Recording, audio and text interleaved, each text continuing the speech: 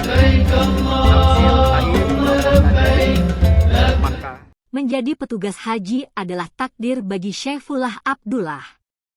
Menggendong jamaah lanjut usia adalah cerita cara berbakti ke almarhumah ibunya. Ibu saya meninggal saat sebelum tes seleksi petugas haji, Kenang Iful, Selasa, 11 Juli 2023, dini hari, sesaat setelah proses kedatangan jamaah kloter JKG 42 di Fairoz Hotel, Sektor 1 Markaziah Nabawi.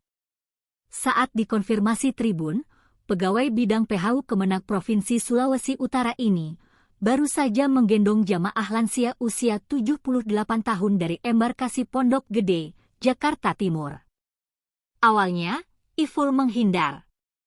Dia enggan dikonfirmasi soal aksi spontannya, menurunkan jamaah dari kabin bus ke kursi roda. "Maaf bang, saya takut ria. Bismillah, ini bakti saya ke almarhumah orang tua saya."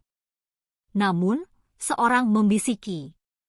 Bukan kali itu saja, pria berusia 43 tahun menggendong jamaah haji lansia.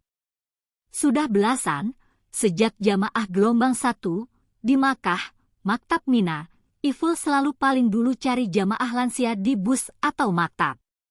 Iful bercerita, ibunya meninggal dunia bulan Maret 2 bulan sebelum berangkat ke Tanah Suci. Soal gendong-menggendong jamaah lansia, Iful punya pengakuan sekaligus alasan sendiri.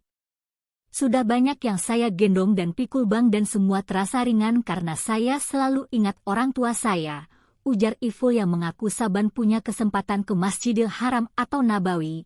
Dia juga mendoakan ayahnya, Haji Abdullah, agar husnul khatimah. Dia pun mengisahkan soal bakti ke almarhumah ibunya, Halimah Rukundin. Bulan Maret 2023 lalu, sebelum ikut seleksi Panitia Petugas Haji Indonesia, PPHI, di Manado, ibunya wafat.